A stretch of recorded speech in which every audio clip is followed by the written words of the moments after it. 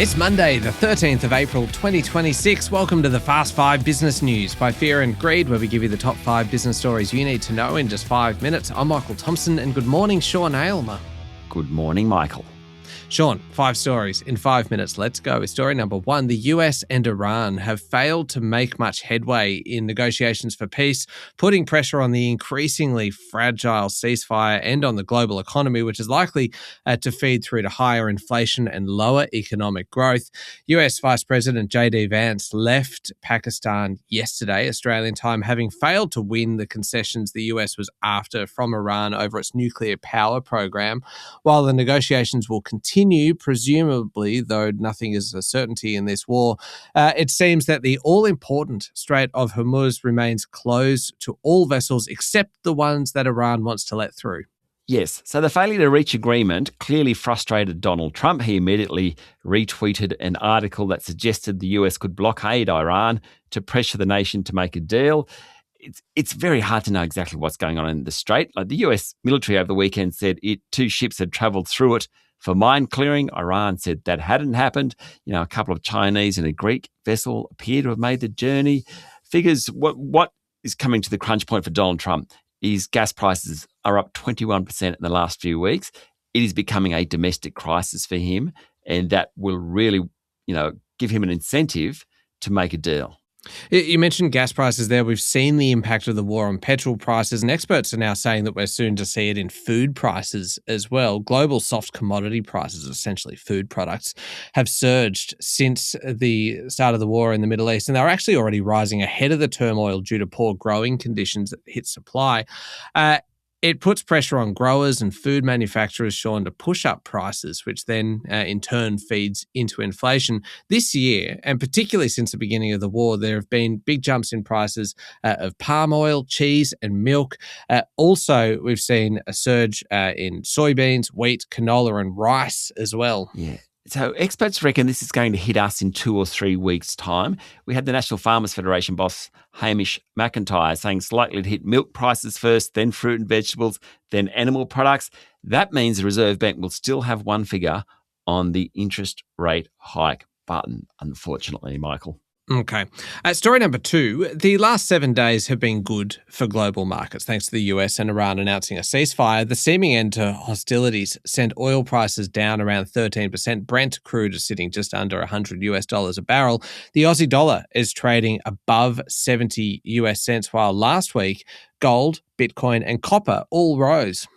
Yeah, so the overwhelming driver is oil prices. And that's the Strait of Hormuz story that we've been talking about. We've seen that in our market. So the ASX last week, it finished flat, but it was up about 4.4%. So the miners did well, the banks did well, the property companies did well. I reckon the real story in this, though, is Atlassian, Aussie company listed on Wall Street, down 63% this year on fears that AI will replace its business model.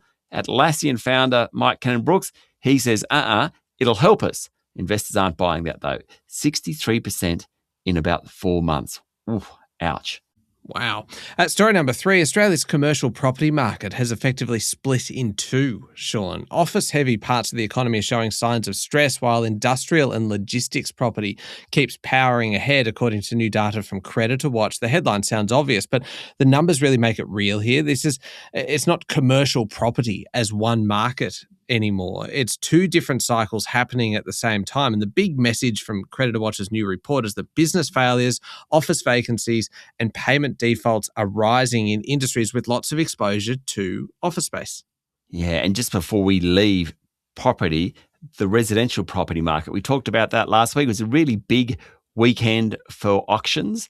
Clearance rate came in, the preliminary clearance rate came in about 58%. I'd call that a pass, certainly not a credit, not a fail, which is good. And the final clearance rate will be over 50%, which is also good, but still a very lukewarm residential property market. Indeed. Story number 4, American big bank CEOs, the boss of the Federal Reserve, Jerome Powell, and Treasury Secretary Scott Bessent gathered in Washington late last week to discuss the destructive capabilities of Anthropic's latest AI model, Claude Mythos. Anthropic is the developer of the Claude large language model and one of the big players in the AI space. The fear is that Mythos can detect cybersecurity flaws in operating systems and web browsers with exponentially greater efficiency than human hackers, Sean. And ironically, one of the main reasons Mythos was built was to protect companies from hackers. How dangerous is it? Well, according to Axios, which is a media outlet in the US, officials believe Mythos can debilitate Fortune 100 companies, infiltrate national defense systems, and take down huge chunks of the internet. A security expert told Business Insider that a team of humans can discover about 100 critical flaws with no immediate fixes per year. Mythos can find thousands. Now, at this stage, it's only been distributed to about 40 companies, but clearly Anthropic are doing the right thing too, making sure that there is proper, guardrails against using it wrongly. Last one, story number 5, just quickly. Levi's, a brand synonymous with shopping and denim jeans, Sean, has for the first time reported more sales direct to consumers than made via retailers. Now, Levi's third quarter results show that given tariffs on imported products, it could lift its prices in the US and not lose customers. A few things about this story. I like the fact that it can lift prices and not lose customers. It shows what's going on in that country. Also, jorts are back. The 90s style jorts, the jean shorts, apparently that's helping out. Country music's back. That's helping out. And, of course, Love Story, that show about Carolyn Bessette and JFK Jr. She wore Levi's the whole time. That helped out. There you go. I'd like to see you in a pair of jorts, Sean. That would not be good for the Levi's brand. There we go, 5 minutes, the top 5 business stories. Thank you very much, Sean. Thanks, Michael. It is Monday, the 13th of April, 2026. Remember to hit follow on the podcast. And if 5 minutes isn't enough, you can find our longer daily show called Fear and Greed, wherever you listen to podcasts. So I'm trying to get that image out of my head. I'm Michael Thompson, and that was the Fast 5 Business News by Fear and Greed. Have a great day.